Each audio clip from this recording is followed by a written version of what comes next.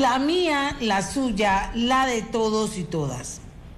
Aquí tengo un comunicado de prensa que voy a leer prácticamente en su totalidad.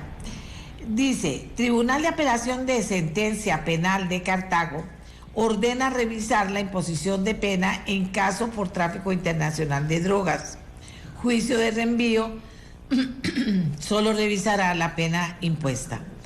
Ante una noticia publicada el miércoles 25 de enero bajo el título "Anulan sentencia contra traficantes de cocaína porque alegaron estar en condición de pobreza", el Tribunal de Apelación de Sentencia Penal de Cartago aclara que la resolución dictada confirmó la sentencia condenatoria impuesta contra las personas imputadas.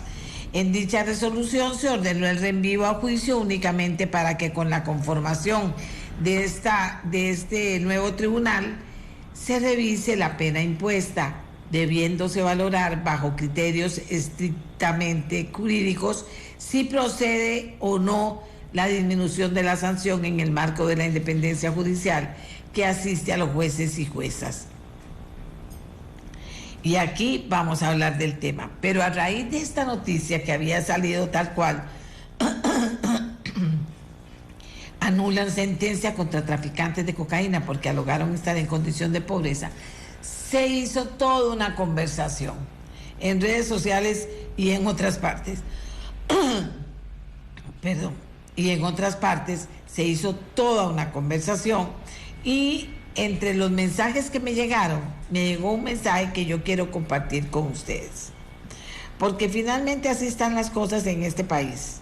Finalmente están así. A raíz de eso me escribe una persona muy seria, eso también quiero decirlo, muy seria. ¿Cómo puede ser que se permitan cosas así, lo de la condición de la pobreza? ¿Por qué la prensa no saca esto en primera plana y grande con fotos de los jueces y de los pobrecitos? Dice.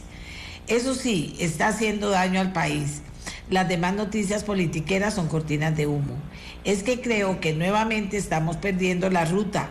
Por más bueno que sea el ministro de Seguridad, del partido político que sea, y se le financie hasta la saciedad y se le dé el armamento más moderno, nada puede hacer porque los malos encuentran impunidad en los tribunales de justicia.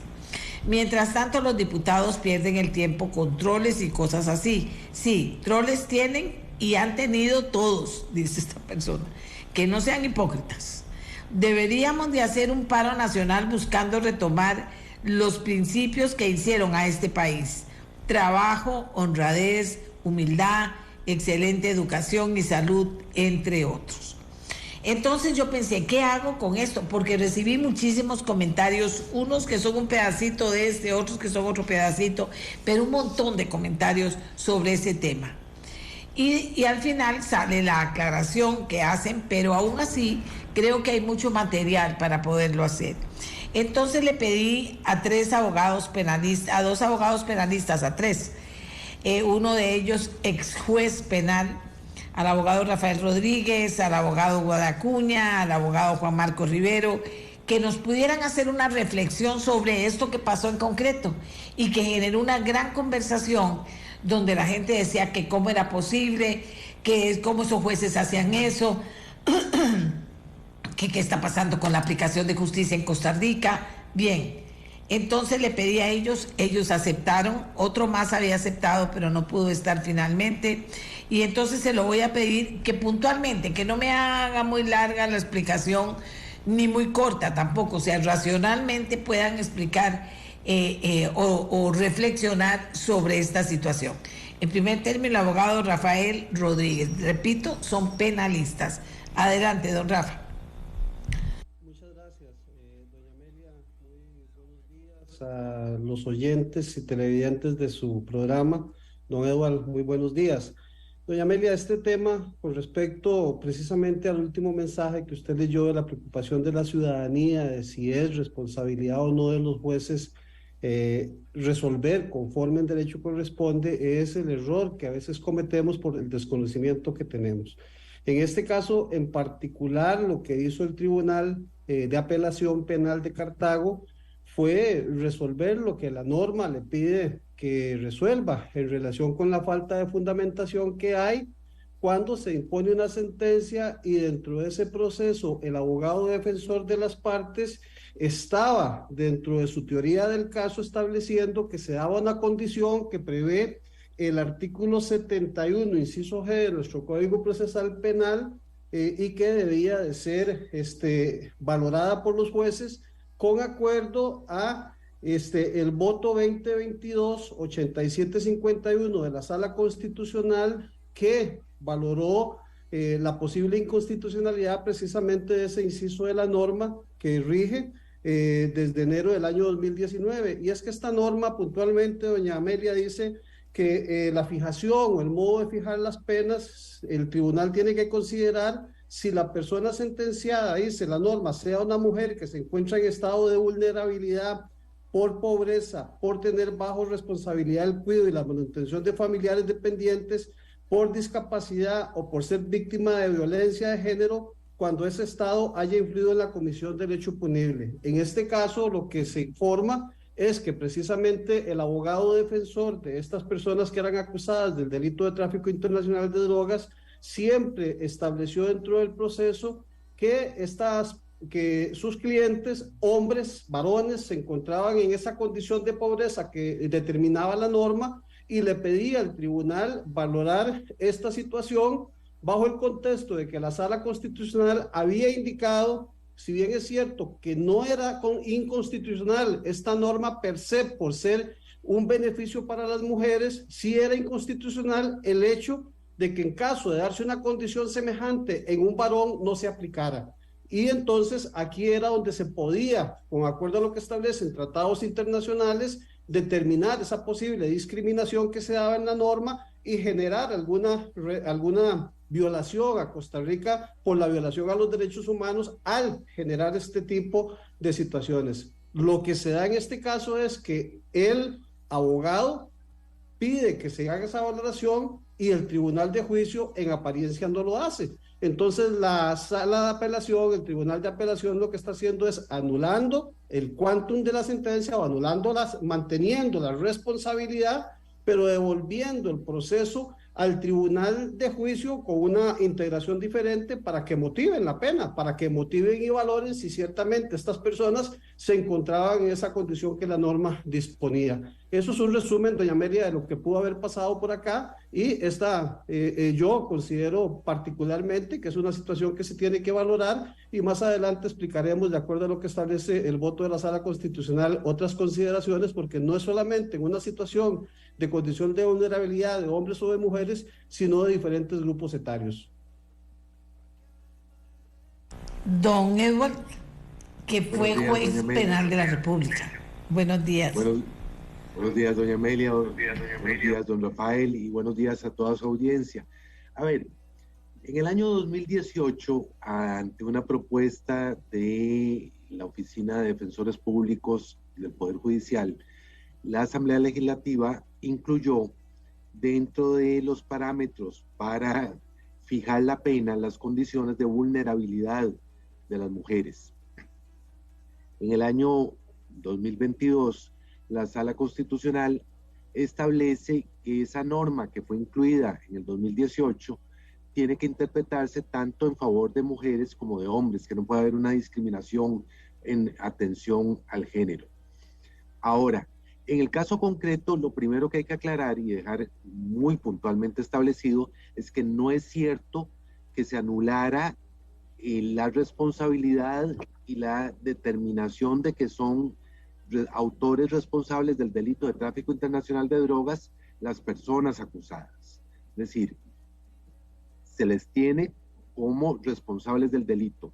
La discusión se suscita sobre la pena a imponer, porque una de las consecuencias de esa reforma del 2018 es que permite, en aplicación del artículo 72 del Código Penal, disminuir la pena por debajo del mínimo del tipo legal. Es decir, si la pena para el tráfico internacional va de 8 a 20 años, el tribunal, si considera que concurre alguna circunstancia del artículo 71, inciso G, que tiene que ver básicamente con vulnerabilidad, podría, si se le comprueba y se justifica que en razón de esa vulnerabilidad la persona cometió el delito, disminuir la pena por debajo del límite legal.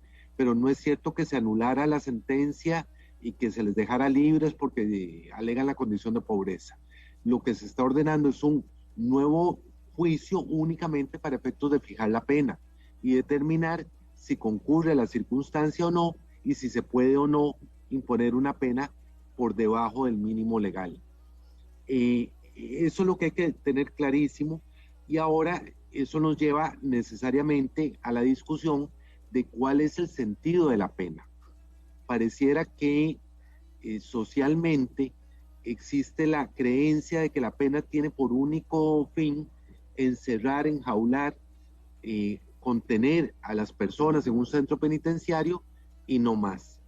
Y eso es incorrecto, porque la pena debe tener, de acuerdo con nuestra constitución política, con el Código Penal y con los convenios internacionales, una función resocializadora, es decir, debe procurar que la persona que socialmente se ha desviado en su comportamiento aprenda y se ajuste a los comportamientos admitidos en el entorno social. Si eso se cumple o no se cumple es una discusión mucho más amplia y diferente a la que tenemos hoy, pero para efectos de eso, la determinación de los motivos que llevan a una persona a cometer el delito es uno de los elementos indispensables para la fijación del monto de la pena.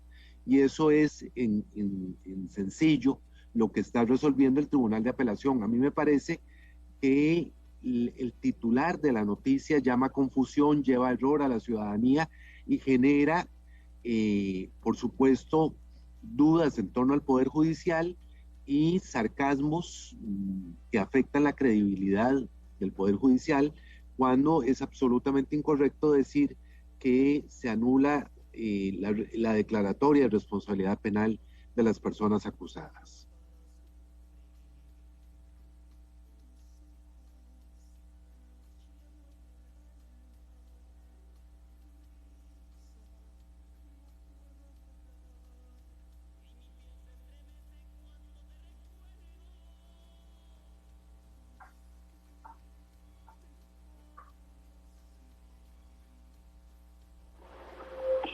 Ya.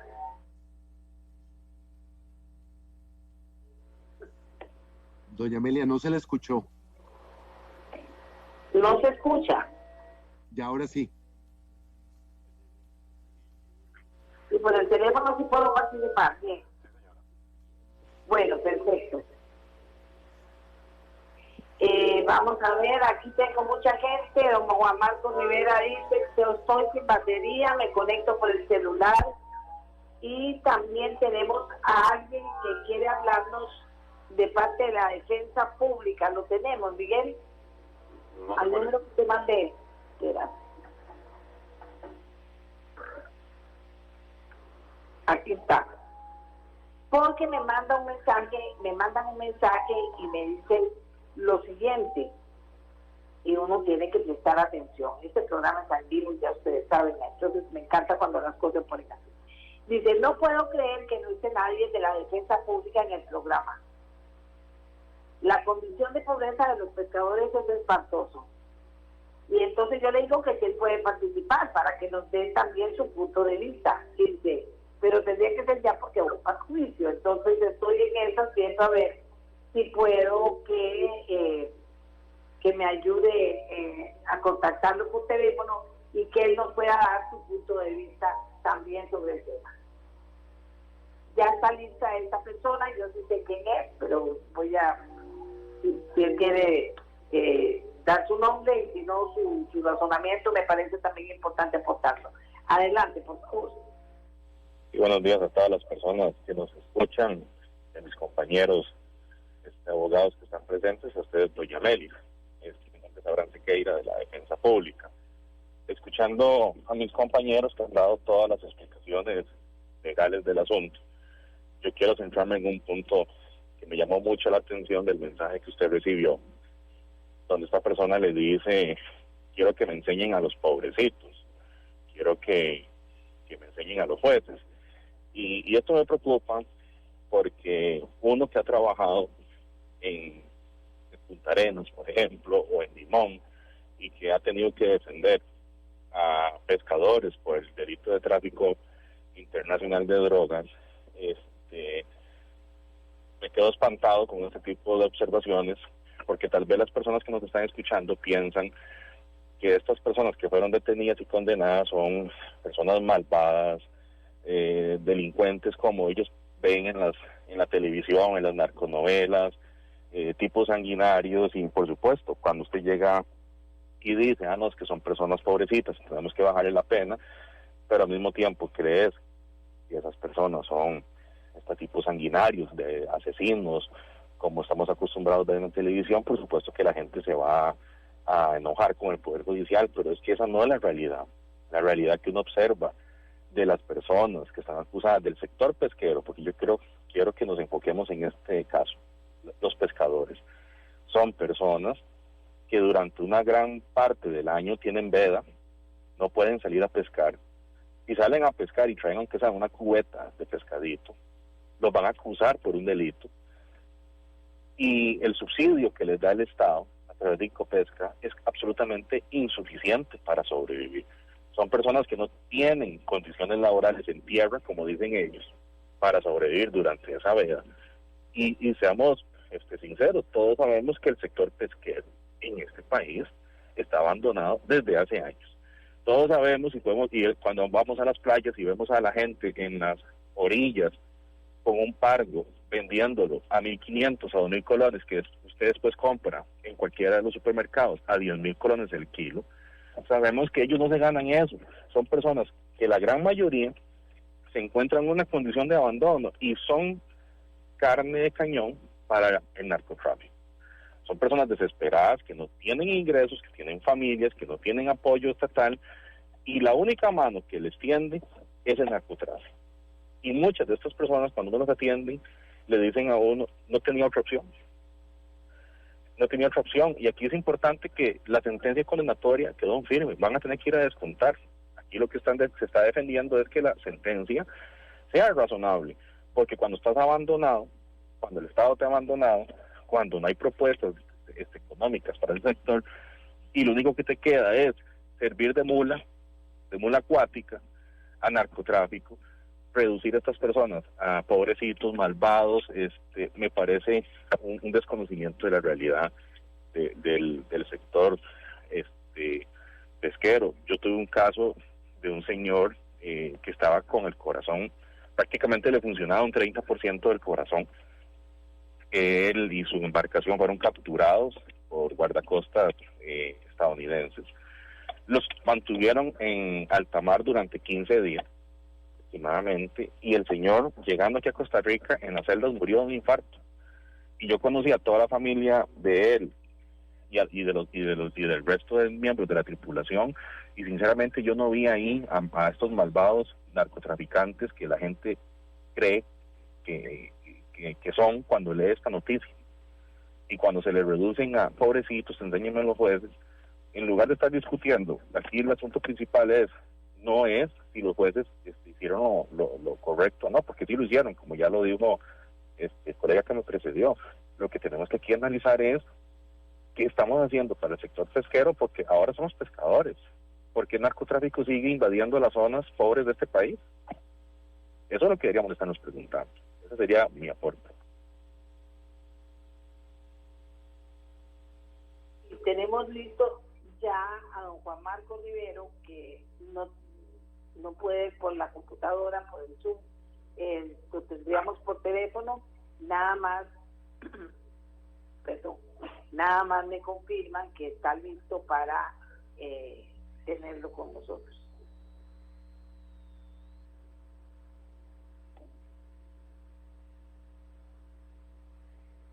Don Juan Marcos.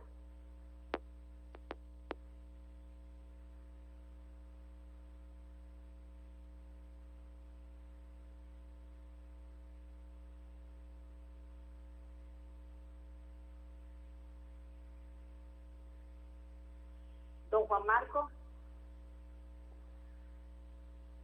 Entonces, si no tengo a don Juan Marcos, voy a volver de nuevo con el señor Rodríguez y con don Edward Acuña, mientras se logra conectar don Marcos Rivero para que pueda estar con nosotros, porque como les dije, no iba a poder por computadora, sino que lo iba a hacer por teléfono. Entonces, nada más que me avisen cómo está la situación. Mientras tanto, señor Rodríguez, ¿qué opinión le merece lo que hemos comentado hasta ahora? Sí, doña Amelia, ahí está don Juan Marco y nos está escuchando y nosotros lo estamos escuchando. Don Juan Marco, tiene usted la palabra de acuerdo a doña Amelia. ¿Qué tal? ¿Cómo están? Encantado de saludarlos. ¿Qué tal, doña Amelia? ¿Me oye? Sí, señor, adelante. Gracias. Es que tuve algunos problemitas para conectarme, pero aquí estamos.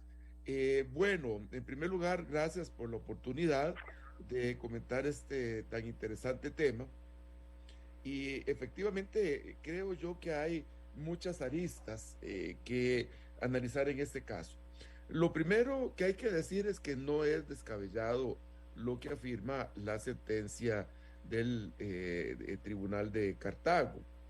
Vamos a ver, el artículo 71 del Código Penal señala cómo se debe imponer la pena, y la pena se tiene que establecer dentro del mínimo y el máximo que contempla el tipo penal, determinando o analizando más bien una multiplicidad de factores que tienen que ver con las circunstancias de modo, tiempo, lugar en que se llevó a cabo el delito, algunos aspectos personales de la persona que habría delinquido, cuál es la reacción, el comportamiento de esta persona con relación al delito, y ciertamente aspectos, dijéramos, sociales, eh, dentro de los cuales está ciertamente el de la vulnerabilidad de la persona, a la, y la forma en que esto pudo haber incidido en la comisión del delito. Esto es reflejo de que el legislador partió de la base de que el delito es un fenómeno multicausal. O sea, pues, las circunstancias que llevan a una persona a delinquir son muchas y muy diversas. Y por otra parte, tampoco se debe olvidar que el delito es una creación del discurso jurídico. Usted en la calle no encuentra delitos, usted puede encontrar conductas violentas o de distinta índole, pero usted no encuentra delitos. El delito es una creación estrictamente jurídica. Y entonces, básicamente, en el artículo 71 del Código Penal, se le indica al juez que debe valorar pues, todos los aspectos relevantes a la hora de cometer un delito de una persona determinada. Pues bien, lo interesante del artículo 71 es que los elementos que señala el legislador como relevantes a la hora de imponer la sanción se pueden reforzar recíprocamente o se pueden excluir recíprocamente. Y esto es algo que hace delicada y difícil la tarea de imponer la pena. Por eso existe la tendencia en los tribunales de imponer normalmente el mínimo, porque para imponer el mínimo del tipo penal, pues no hay que hacer mayor ejercicio de fundamentación, y normalmente los tribunales son reacios a imponer máximos, salvo en casos muy, muy delicados, porque también la fundamentación de por qué ustedes le imponen el máximo de una pena es también difícil, no es una cosa sencilla. Entonces los jueces tienden a poner el mínimo o un poquito arriba del mínimo, que eso pues implica que salvo un error muy evidente a la hora de redactar la sentencia, pues normalmente el fallo se va a sostener. Aquí estamos ante un asunto obviamente muy interesante, porque se señala la situación de vulnerabilidad. Y efectivamente la situación de vulnerabilidad de la persona es uno de los elementos que, de acuerdo con nuestra ley y de acuerdo con la jurisprudencia de nuestros tribunales y la doctrina y lo que ha dicho la Sala Constitucional, tiene necesariamente que ser tomado en cuenta. No significa que le vayan a dar razón a la persona, ni tampoco que se la vayan a quitar, pero sí se obliga al tribunal a que analice el aspecto de en qué medida la vulnerabilidad pudo haber contribuido en el caso concreto, que también eso es importante señalarlo, para llevar a una persona a la comisión del delito. ¿Y por qué es importante que sea un análisis en el caso concreto? Por supuesto, porque desde el punto de vista genérico, y yo creo que es casi imposible que una persona se dedique al crimen si de una u otra forma no está en un estado de vulnerabilidad. Y si usted tiene la oportunidad de estudiar en una universidad europea, estadounidense o similar, y puede dedicarse a ser un gran físico nuclear o un neurocirujano, pues difícilmente él va a dedicarse a ser mula en el narcotráfico. Obviamente estas personas, en su gran mayoría, pues por no decir casi el 100%, implica que hay factores socioeconómicos que los llevan a esta situación. Lo que señaló el colega que me precedió es cierto, el Estado tampoco hace mucho por ayudar a estas gentes, a estas personas, y por supuesto que esos son elementos que tienen que ser tomados en cuenta y valorados. También la Sala Constitucional ha dicho que el elemento de la vulnerabilidad pues no solo debe ser analizado en el caso de las mujeres, sino también en el caso de los hombres, y para no hacer distinciones de género, yo diría que en el caso de cualquier ser humano que haya incurrido en un delito determinado. Lo que indicó el colega que me precedió, debo decir, es una situación realmente angustiante y que en muchos casos puede efectivamente hacer que la persona de una situación sin salida pues tenga que recurrir a un acto ilícito. Sin embargo, yo insistiría en lo que ya señalé anteriormente. La vulnerabilidad es solo uno de muchísimos factores que tienen que ser ponderados y valorados a la hora de imponer la pena, que tiene que ser un argumento que se debe ejercer y aplicar con cuidado por parte de los tribunales, porque si no, básicamente la consecuencia sería de cualquier persona que esté en la vulnerabilidad y que delinca, habrá que ponerle una situación especial a la hora de imponer la pena, lo cual tendría como argumento general muchos problemas que podrían incidir a la hora de una adecuada política criminal, pero eso sería otro factor. Lo que yo señalo es que efectivamente no es descabellada la sentencia, que es un elemento que debió ser valorado en el caso concreto y ver hasta qué punto esa situación de vulnerabilidad realmente fue determinante para la comisión del delito. Tal vez a muy grandes rasgos eso podría ser lo que señalaría en este momento doña Amelia y colegas que me precedieron. No, muchísimas gracias. Muchísimas gracias a don Juan Marcos Rivero. Tenemos solo 2 minutos, 2 para don Rafael y 2 para que don Eduardo Acuña me cierre el tema. Don Rafael, adelante. Sí, doña Amelia, puntualmente. Aquí el problema que se ha dado es que a la hora de que se legisla no se tiene el cuidado, y así lo establece el voto de esta sentencia, de que el legislador debe respetar el contenido esencial de los derechos fundamentales cuando ejerce la potestad de legislar. Y aquí se legisla a favor de un grupo, de una persona o de un género sin verificarse de que se puede generar una discriminación. Doña Amelia, y hoy día estamos hablando únicamente de esa discordancia que hay entre si se le aplica a un hombre o a una mujer, pero es que este razonamiento que es vinculante es erga omnes, de acuerdo a lo que establece el artículo 13 de la Ley de Jurisdicción Constitucional, se puede extender no solamente esa posibilidad de disminuir la sanción penal a sujetos activos primarios con alguna condición de discapacidad. Esto permite inclusive, doña Amelia, más adelante poder valorar otras situaciones que se generan y que son protegidas por los tratados internacionales. Doña Rosaura Chinchilla, en un comentario que hizo al respecto de esta norma, nos hablaba de la posibilidad que se daba inclusive con las poblaciones indígenas, porque el artículo 10 de la Convención 109 de la OIT decía, doña Amelia, que cuando se impongan sanciones penales previstas por la legislación general a miembros de dichos pueblos, deberán de tenerse en cuenta sus características económicas, sociales y culturales, y deberá darse la preferencia a tipos de sanción distintos del encarcelamiento. Entonces, esta norma que quedó abierta y que tiene que cumplir con los derechos fundamentales cubiertos por tratados internacionales, de aquí en adelante va a ser valorada por esta disposición que la Sala Constitucional determinó en indicar que sería inconstitucional la no aplicación a personas que se encuentran en la misma condición que se le generó por darles o por tratar de darles este beneficio a las mujeres en pobreza o en condición de vulnerabilidad. Muchas gracias a don Rafael Rodríguez. Don Eduardo Acuña nos cierra el tema. Gracias, doña Amelia. Yo creo que es importante dejar subrayado que la sentencia del Tribunal de Apelación de Sentencia de Cartago no anula la condena contra las personas responsables del delito de tráfico internacional de drogas, que lo que ordena es un nuevo juicio para que se valore un elemento alegado por la defensa que el Tribunal de Apelación señala no fue valorado jurídicamente por parte del Tribunal de Juicio. Y eso es fundamental. Y tercero, entender que la valoración de las circunstancias y condiciones personales del autor de un delito es indispensable a los fines de el cumplimiento de los fines de la pena.